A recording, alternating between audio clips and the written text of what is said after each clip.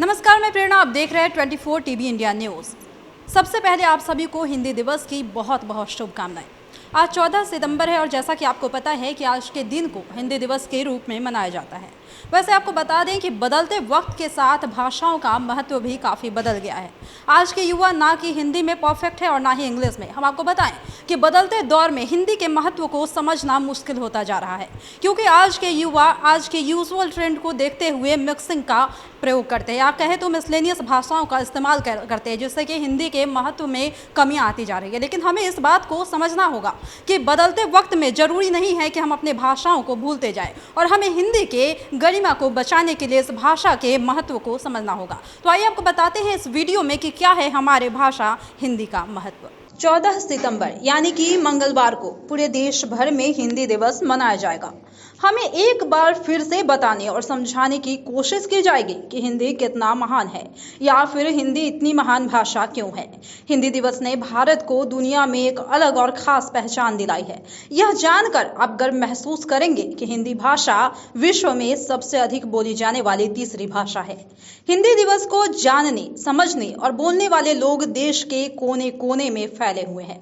14 सितंबर का दिन हम सभी हिंदी भाषियों के लिए बेहद खास होता है।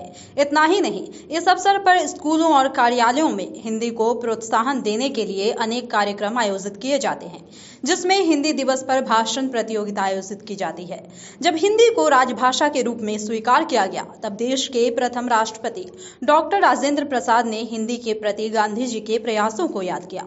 देश के पहले प्रधानमंत्री जवाहरलाल नेहरू ने इस दिन के महत्व को देखते हुए 14 सितंबर को हिंदी दिवस के रूप में मनाने को कहा था और फिर साल 1953 से हिंदी दिवस की शुरुआत हो गई।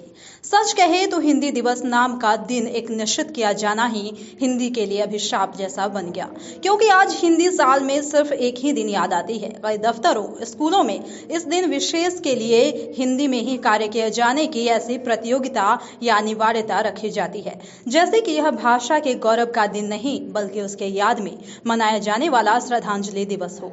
हमें यह समझना होगा कि हिंदी खुद में समृद्ध है, इसलिए इसको समृद्ध बनाने के लिए 14 सितंबर के आयोजन को आड़ में लेने के बजाय इस दिन को इसके साहित्यिक महत्व, इस भाषा में हुए शोध और इसे समृद्ध बनाने वाले लेखकों और कवियों के यादगार के तौर पर मनाया जाए। हमें यह समझना होगा कि हिंदी खुद में समृद्ध है, इसलिए इसको समृद्ध बनाने के लिए 14 सितंबर के आयोजन की आड़ लेने के बजाय इस दिन को इसके साहित्यिक महत्व, इस भाषा में हुए शोध और इसे समृद्ध बनाने वाले लेखकों और कवियों के यादगार के तौर पर मनाया जाए तो अधिक सार्थक होगा और लोग इस भाषा से ज्यादा बेहतर तरीके से जुड़ पाएंगे और इसके महत्व को भी समझ पाएंगे।